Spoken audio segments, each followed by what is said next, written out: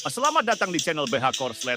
Dukung kami dengan komentar Anda atau like aja dulu kan itu gratis. Thank you ya. Hehehe.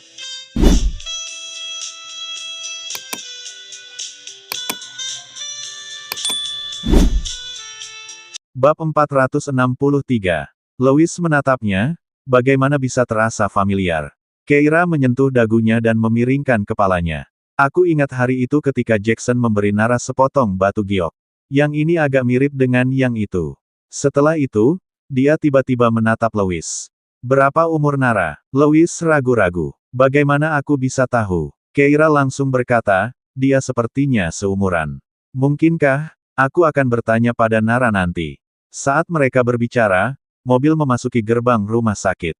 Louis menurunkan Keira di pintu masuk dan kemudian pergi ke tempat parkir. Keira segera bergegas ke atas. Sebelum memasuki bangsal, dia mendengar suara Matias dari dalam. Nara, lepaskan aku. Aku hanya akan bersujud beberapa kali. Aku tidak bisa membiarkan dia menunda pencarian pekerjaanmu karena aku. Keira langsung melangkah maju dan melihat Nara menarik Matias, berusaha membuatnya berdiri. Ia memberi isyarat dengan jari-jarinya untuk mengekspresikan dirinya.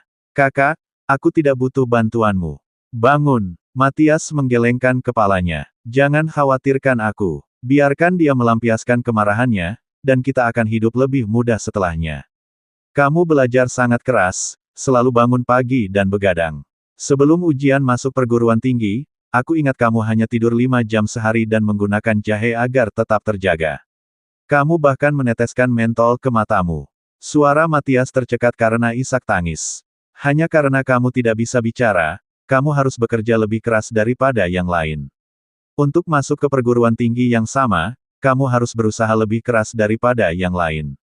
Begitu yang lain masuk ke perguruan tinggi, mereka pikir semuanya akan mudah, tetapi tidak demikian dengan kamu, kamu selalu bekerja keras.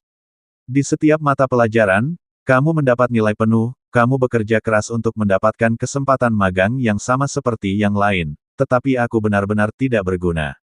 Sementara Matias berbicara, Nara melambaikan tangannya dengan panik, mencoba mengatakan sesuatu, tetapi dia tidak bisa mengucapkan kata-kata itu. Dia memberi isyarat dengan cemas. Kakak, aku tidak pernah membencimu. Aku tidak pernah merasa lelah atau kesal. Namun Matias memegang tangannya erat-erat. Aku tahu kamu tidak merasa lelah atau kesal, tetapi aku tidak bisa menahanmu. Aku belum memberimu lingkungan hidup atau perawatan medis yang lebih baik. Suaramu bisa saja diobati saat itu, tetapi aku tidak berguna dan tidak punya uang untuk membantumu, aku tidak bisa menjadi beban bagimu lagi. Jangan khawatir. Jika Jackson bisa melampiaskan amarahnya dan berhenti membuat hidupmu sulit, dia bisa membuatku melakukan apa saja. Matias menatap Jackson dengan mata merah. Katakan padaku, apa yang kau inginkan dariku? Jackson berbaring di ranjang rumah sakit, tersenyum gembira padanya. Kau memohon belas kasihan sekarang. Jika kau menuruti perintahku sejak awal, ini tidak akan terjadi. Sayang sekali sekarang sudah terlambat. Bahkan jika kau berlutut dan menjilati kakiku dan meminum air seniku, aku tidak akan membiarkanmu pergi. Kecuali, Matias bertanya dengan cemas, kecuali apa? Jackson melirik selangkangannya sendiri. Kecuali kau menghancurkan selangkanganmu sendiri dan menjadi Kasim sepertiku. Kalau tidak, aku tidak akan pernah membiarkanmu pergi seumur hidup ini. Aku tidak akan melakukan apapun padamu. Aku hanya akan menyiksamu perlahan-lahan, membiarkanmu merasakan kerasnya hidup. Dia menatap Nara dengan gembira.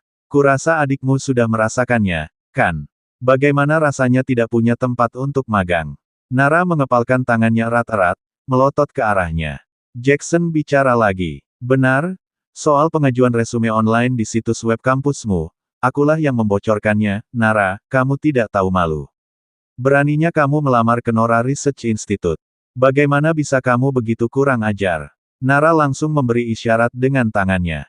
Kenapa aku tidak bisa? Aku hanya ingin mencoba. Tidak ada salahnya ditolak. Aku hanya ingin memberi diriku satu kesempatan lagi.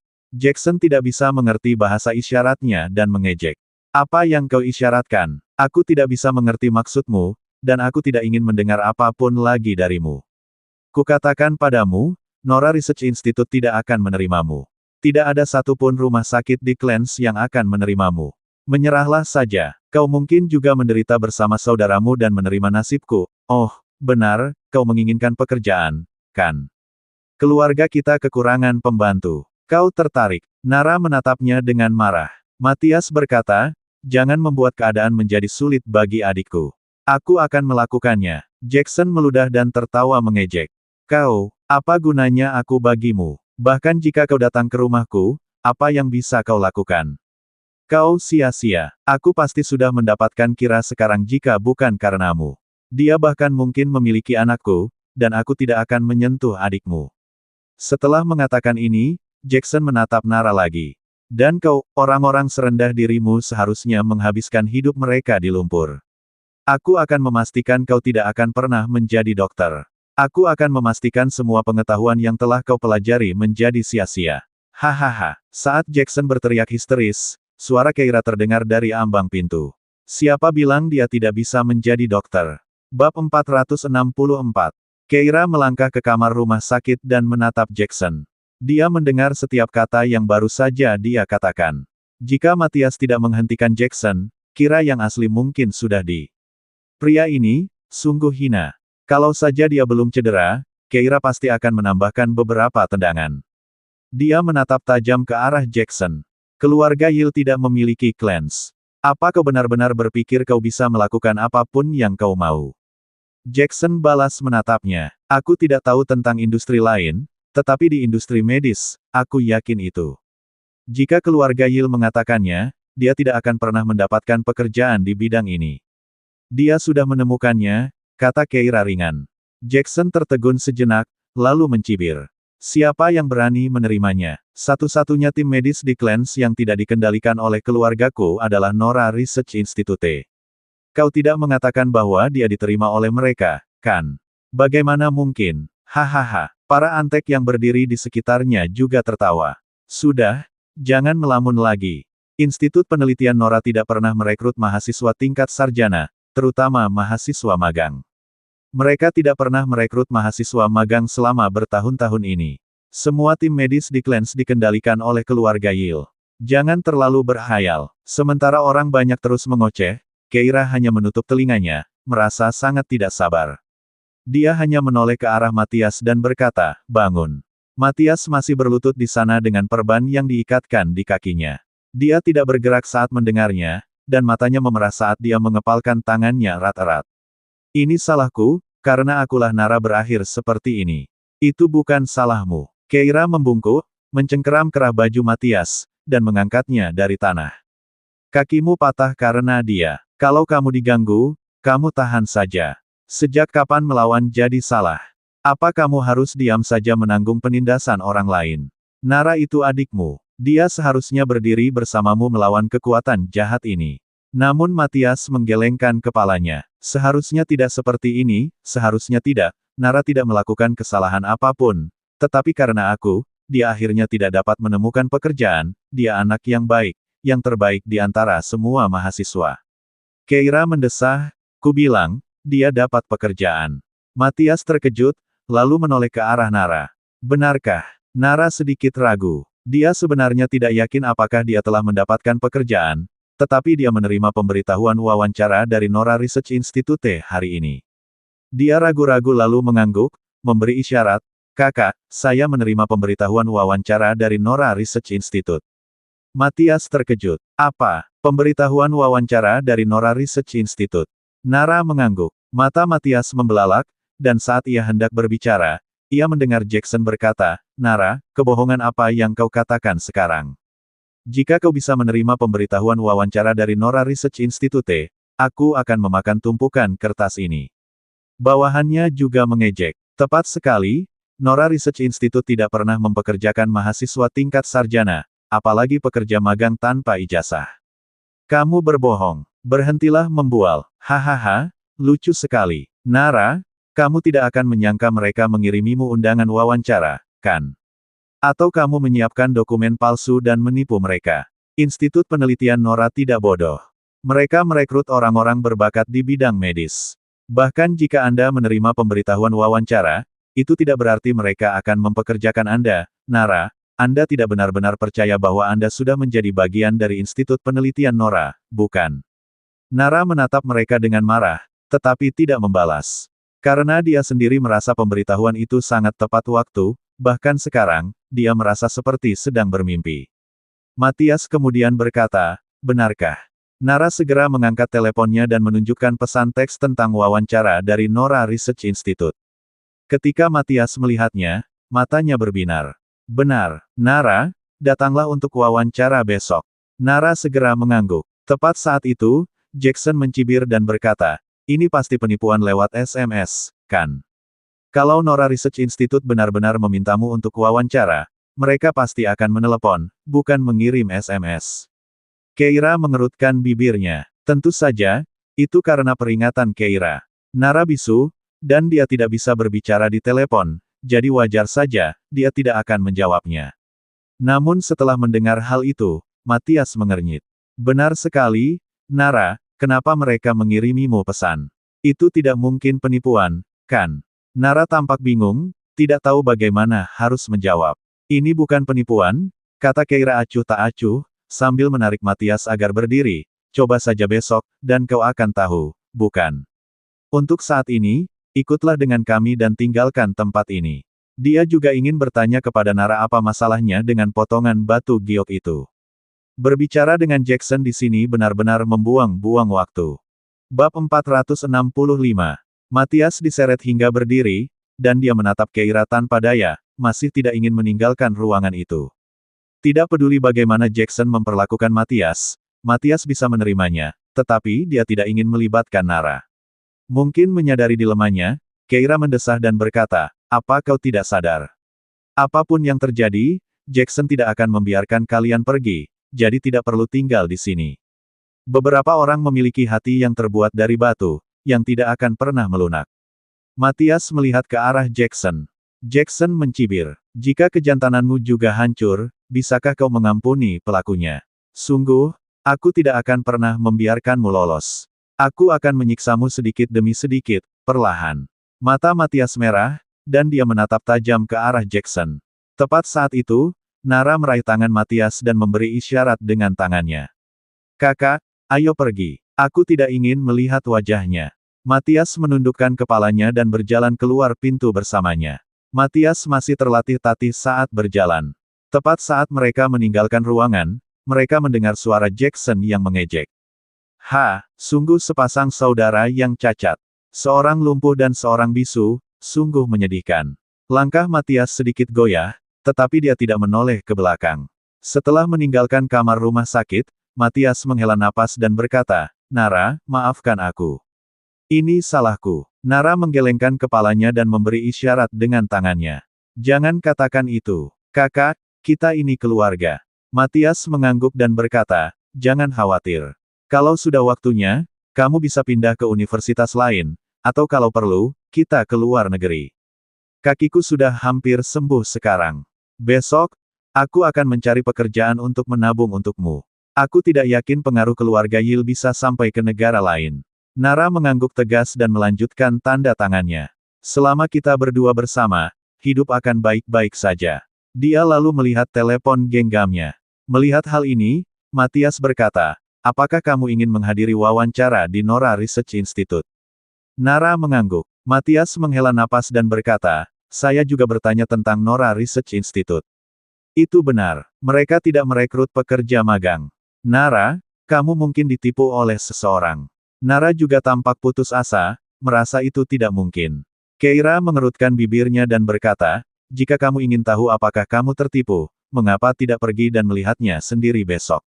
Nara tampak ragu-ragu. Namun Matias langsung setuju. Baiklah, mari kita coba besok. Aku akan ikut denganmu. Melihat cahaya harapan di mata Matias, Nara ragu sejenak, lalu mengangguk. Tak peduli apapun, masalah hari esok adalah kesempatan yang harus direbut.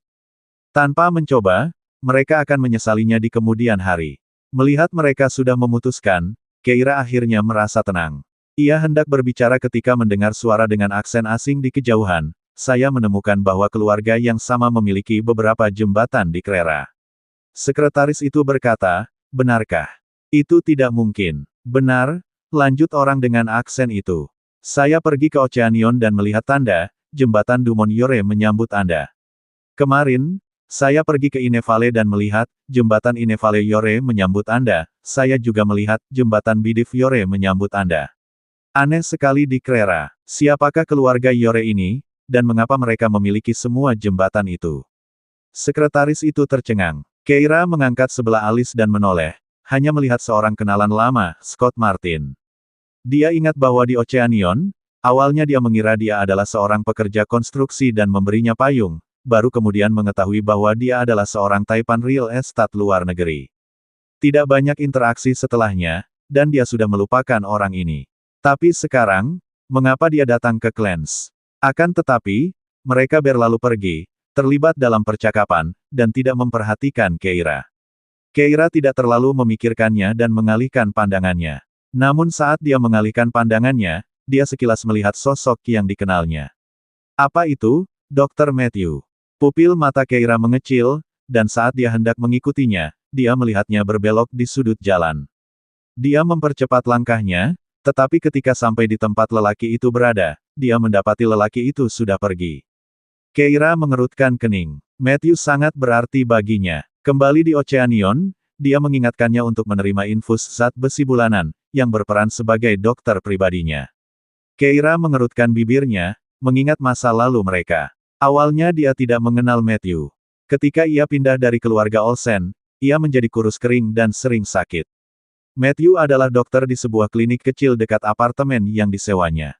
Pertama kali dia mengalami menstruasi berat tanpa tahu kalau dia menderita anemia, dia pingsan di luar. Ketika dia sadar kembali, Matthew merawatnya dan berkata, "Setiap bulan, sehari sebelum menstruasi, kamu harus datang untuk diinfus, atau kamu akan pingsan karena anemia. Jika kamu tidak segera diobati, kamu bisa mengalami syok atau bahkan meninggal, mengerti?" Saat itu, Keira hanya mengangguk sambil tampak bingung. Namun, dia merasakan adanya misteri seputar pria ini. Dia sepertinya ada hubungannya dengan dia. Dia punya rahasia. Tetapi Matthew selalu tenggelam dalam pikirannya, jadi Keira tanpa sadar menjaga jarak darinya. Hubungan mereka dekat namun jauh.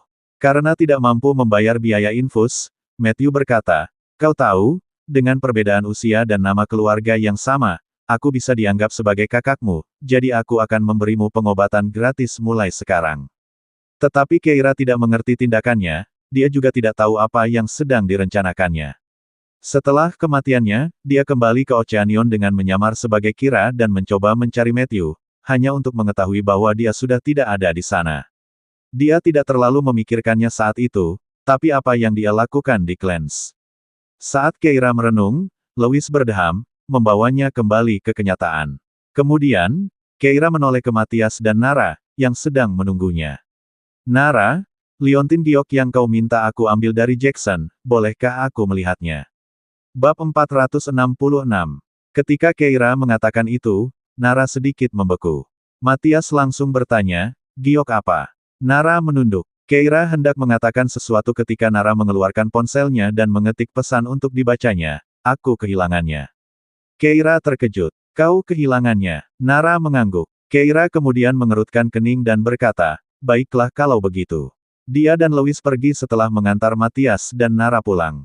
Matthias kemudian menatap Nara dan tiba-tiba bertanya, "Nara, batu giok itu diwariskan kepadamu oleh anggota keluarga yang kamu cari. Bagaimana mungkin kamu bisa menghilangkannya begitu saja? Aku tahu itu ada di bawah bantalmu. Mengapa kamu berbohong?" Dengan tatapan tertunduk, Nara memberi isyarat dengan tangannya, "Matthias, aku menemukannya." Mata Matthias berbinar. "Di mana mereka? Apakah mereka kaya?" "Mereka pasti cukup kaya untuk mengirimkan begitu banyak iklan untuk mencarimu, Nara. Sekarang setelah kamu menemukan mereka, kamu bisa menjalani hidup yang baik." Namun alangkah terkejutnya dia, mata Nara langsung berkaca-kaca begitu dia mengatakan hal itu. Matthias terkejut. "Nara, ada apa?" Nara memberi isyarat, "Matthias, apakah kau mencoba mengusirku?" Matthias langsung melambaikan tangannya. "Tidak, bukan itu maksudku. Aku hanya berpikir kau bisa menjalani hidup yang lebih baik." Nara terus memberi isyarat. "Aku ingin hidup bersamamu, meskipun hidup di sini lebih sulit." Matthias berkata, "Tapi keluargamu mencarimu kemana-mana. Mereka pasti juga mencintaimu. Nara, kamu." Nara tiba-tiba mulai menangis, lalu dengan air mata mengalir di pelupuk matanya, dia menatap Matias dan terus memberi isyarat dengan tangannya. Aku tidak mau punya saudara seperti itu. Mereka semua orang jahat. Mereka merenggut nyawa orang tanpa hukuman. Mereka membuatku merasa jijik. Tetapi bahasa isyarat tidak dapat menyampaikan banyak informasi, jadi dia hanya bisa mengungkapkan rasa jijiknya. Matias segera berkata, baiklah, baiklah. Jangan bicarakan itu lagi, aku tidak akan mengatakan sepatah kata pun, jangan marah. Dengan air mata yang mengalir di pelupuk matanya, Nara memasuki kamarnya dan mengunci diri di dalam. Ia memeluk lututnya dan mulai menangis. Bagaimana mungkin ia memiliki saudara yang menjijikkan seperti itu, terutama Jackson, yang seharusnya menjadi sepupunya, tetapi ia mencoba untuk memperkosanya, dan ia bahkan mematahkan kaki Matias. Dan Austin, ia dulunya adalah saudara laki-lakinya yang penyayang sejak kecil, tetapi sekarang ia telah menjadi kejam dan menjijikan. Ia tidak akan pernah memaafkan mereka, tidak seumur hidupnya. Sambil menangis, Nara menarik giok itu dari bawah bantal dan melemparkannya ke tempat sampah dengan sekuat tenaga. Baru saja membuangnya, dia tiba-tiba merasa ada yang janggal, jadi dia mengambilnya. Setelah memeriksanya lebih dekat, dia menyadari bahwa kualitas giok itu tampak berbeda.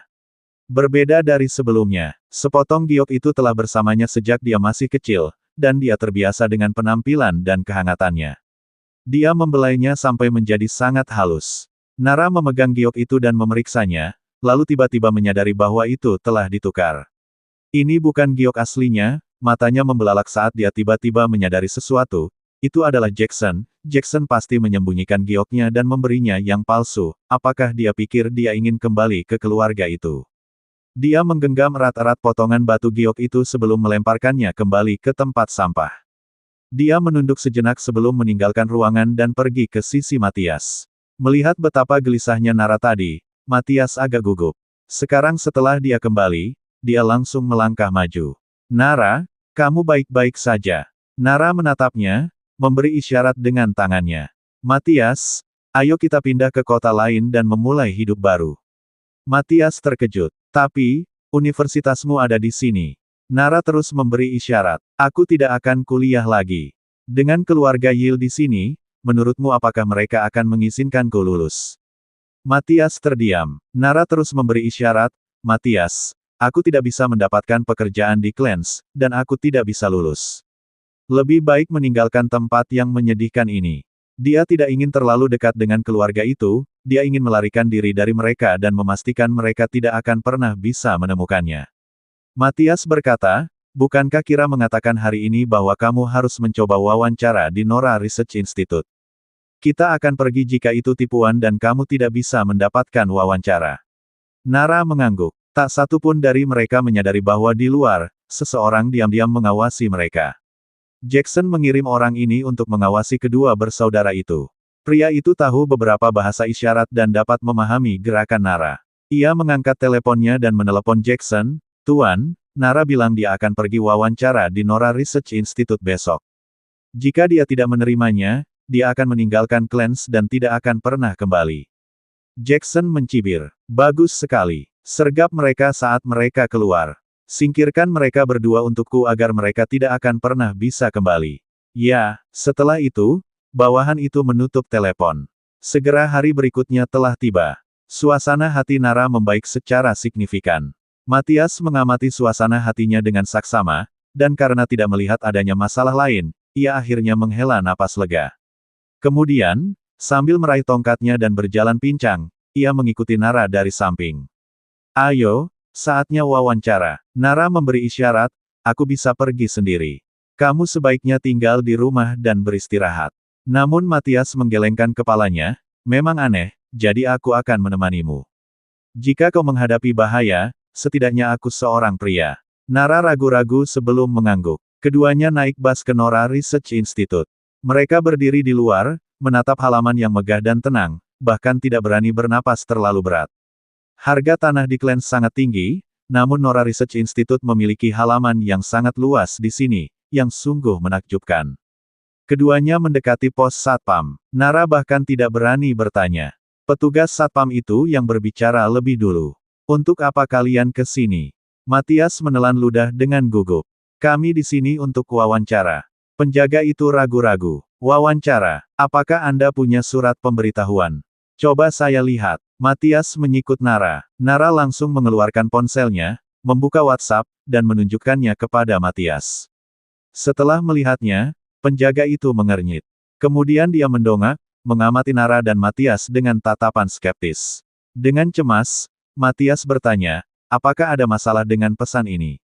Kami juga bingung, jadi kami datang untuk mencoba peruntungan, tanpa tahu apakah itu sah atau tidak. Maaf atas ketidaknyamanannya, sebelum dia selesai berbicara, dia hendak membungkuk meminta maaf. Dari kejauhan, orang yang melacak mereka memanggil Jackson. Mereka telah dihentikan di pos keamanan. Tuan Yil, tebakan Anda benar. Jackson mencibir. Si bisu itu hanya seorang mahasiswa, tapi dia ingin masuk ke Nora Research Institute. Itu hanya mimpi orang bodoh. Bab 467. Petugas keamanan itu memegang tangan Matias dan menunjuk ke dalam gerbang sambil berkata, silakan masuk. Matias terkejut. Ia menatap Nara dengan bingung, lalu menoleh kembali ke petugas keamanan, tampak bingung. Petugas keamanan itu tersenyum hangat. Silakan masuk. Apakah Anda tahu jalan ke bagian SDM?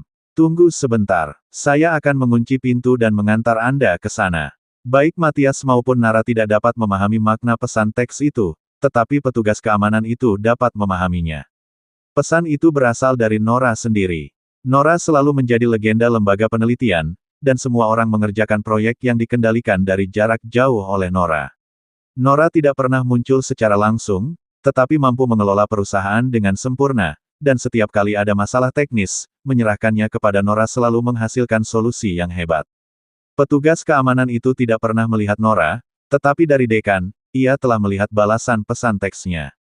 Oleh karena itu, ia langsung mengenali bahwa orang yang mengirim pesan kepada Nara tidak lain adalah Nora sendiri. Saat petugas keamanan mengantar Matias dan Nara menuju lembaga penelitian, dia tidak dapat menahan diri untuk tidak mengamati Nara dengan saksama, bertanya-tanya dalam hati, siapa sebenarnya orang ini?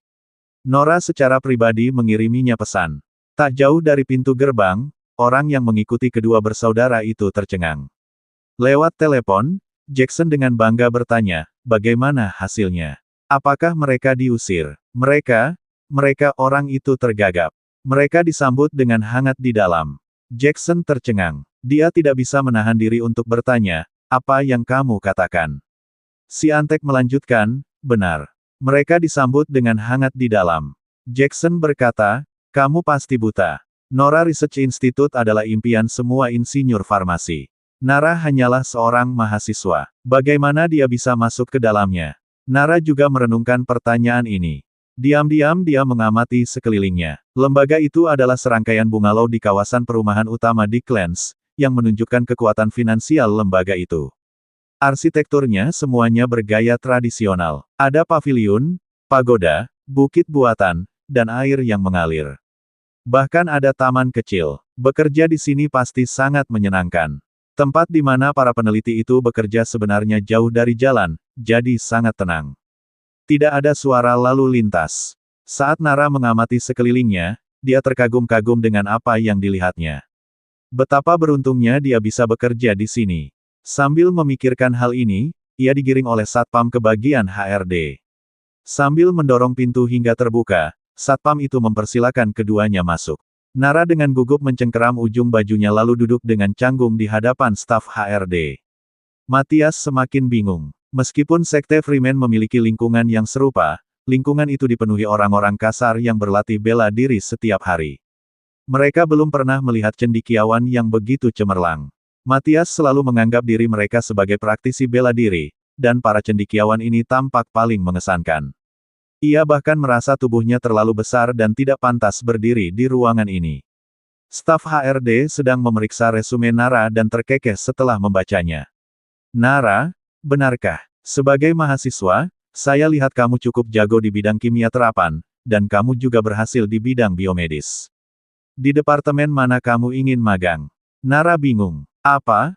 Langsung ke intinya saja. Dia ragu-ragu, lalu memberi isyarat dengan tangannya sementara Matias menerjemahkan untuknya. Dia bilang, bolehkah dia memilih salah satu? Maaf, Nara tidak tahu apa yang sedang dia lakukan. Dia akan pergi kemanapun kamu membutuhkannya. Petugas HRD kemudian tersenyum dan berkata, bagaimana dengan biomedis? Itu mungkin melibatkan lebih sedikit interaksi, yang lebih cocok untuknya. Nara mengangguk dengan panik. Itu adalah bidang favoritnya. Dia langsung berdiri, siap untuk pergi. Tetapi staf menghentikannya. Pergi ke suatu tempat. Kami belum membicarakan gajimu. Nara bingung. Staf HRD berpikir sejenak. Kami belum pernah merekrut pekerja magang sebelumnya, jadi bagaimana dengan ini? Beritahu saya harapan Anda. Selama tidak terlalu keterlaluan, kami akan menerimanya. Nara berpikir sejenak dan perlahan mengangkat dua jari.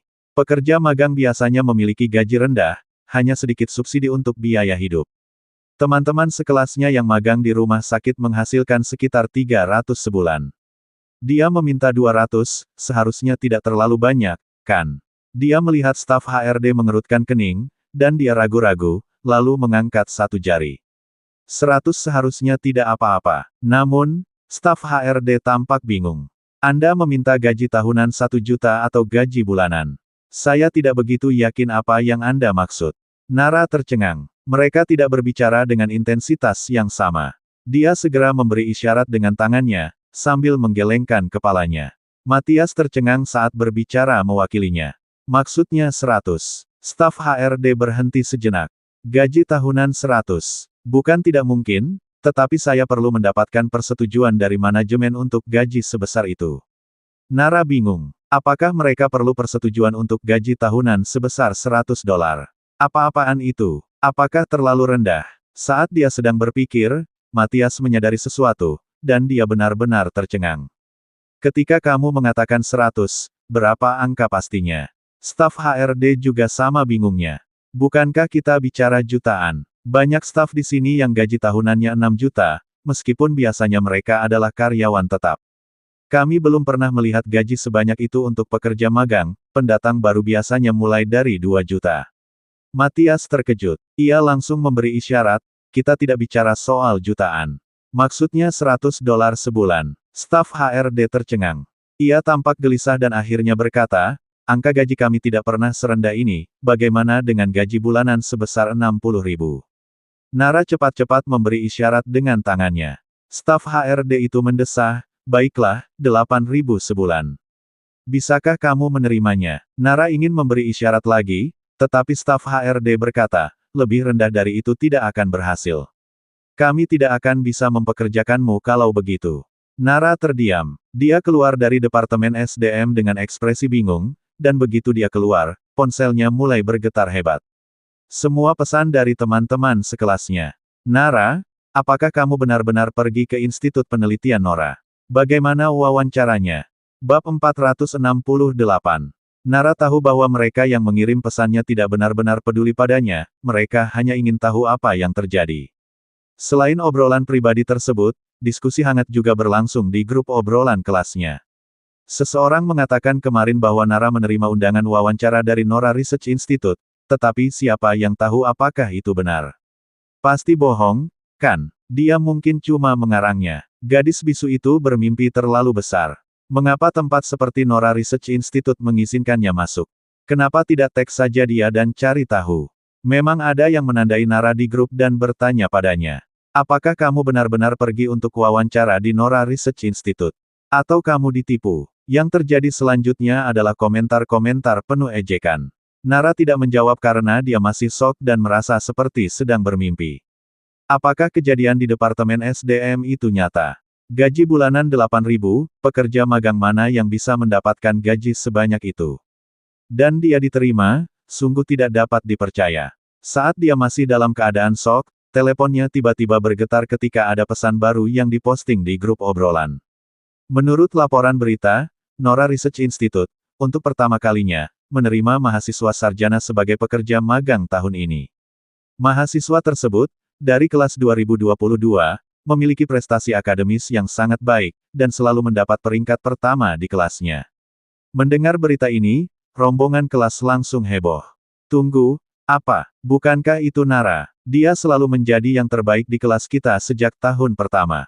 Jadi, memang benar, lembaga penelitian Nora benar-benar menerima Nara.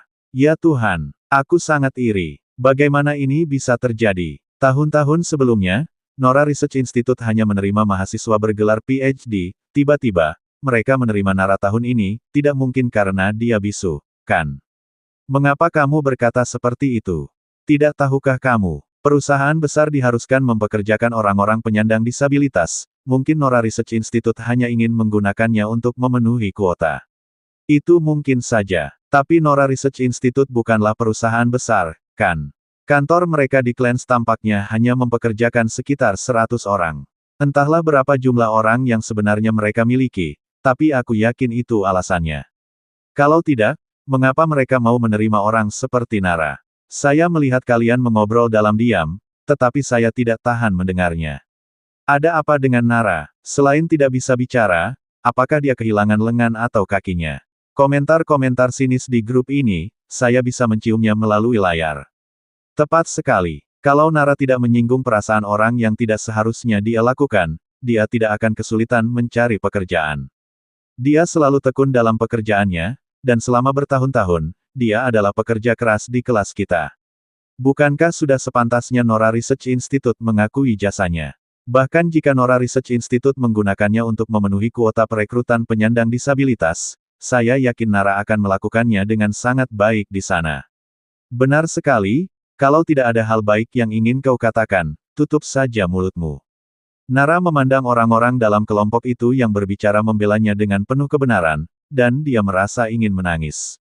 Dia berbalik untuk melihat ke arah Institut Penelitian Nora lagi, tetapi dia tidak lagi bingung.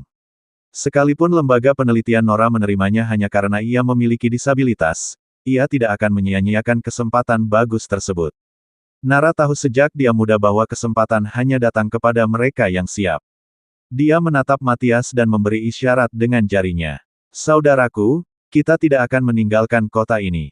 Aku harus bekerja keras dan berusaha untuk tetap tinggal di Nora Research Institute setelah aku lulus. Matias, di tengah kegembiraannya, langsung mengangguk. Hebat. Dia lalu mengambil ponselnya dan mengirim pesan. Aku juga akan memberitahu Kira. Dia pasti akan senang untukmu. Ketika Keira menerima pesan mereka, dia tidak terlalu bersemangat. Dia hanya membalas dengan ucapan selamat dan meletakkan ponselnya. Dia menatap James yang duduk di seberangnya, sambil memijat pelipisnya. Aku tidak akan mencampuri urusan Mary. James menunjukkan ekspresi sedih. Tapi Alice sudah demam dan dibawa ke rumah sakit. Jika siksaan ini terus berlanjut, dia tidak akan sanggup menanggungnya. Kira, tolong kasihanilah dia. Keira menggelengkan kepalanya. Apakah dia pernah menaruh belas kasihan pada Mary ketika dia membiusnya? James tidak tahu harus berkata apa. Dia ingin mengatakan lebih banyak, tetapi Kate menepisnya.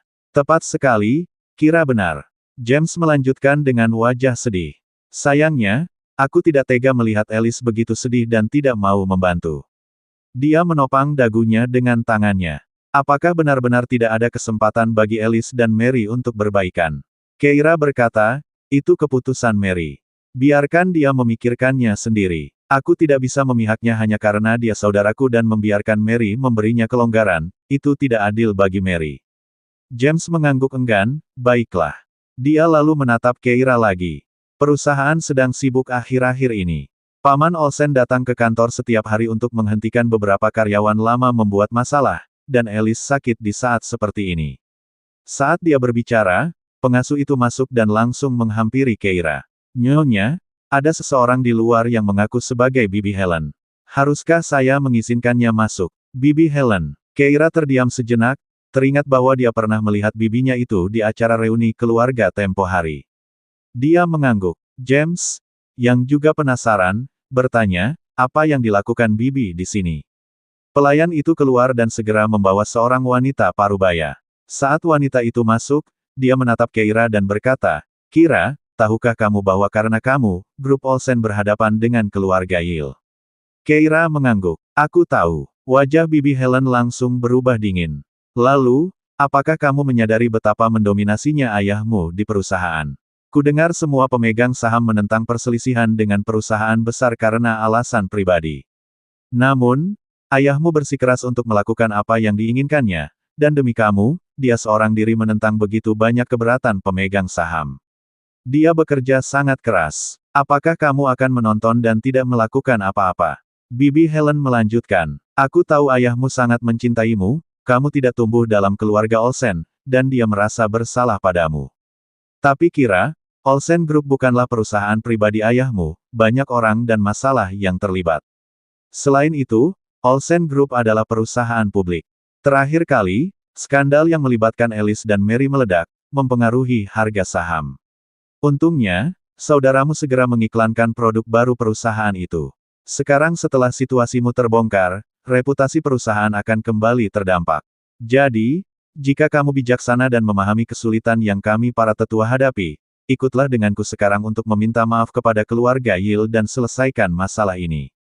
Bersambung ke bab selanjutnya.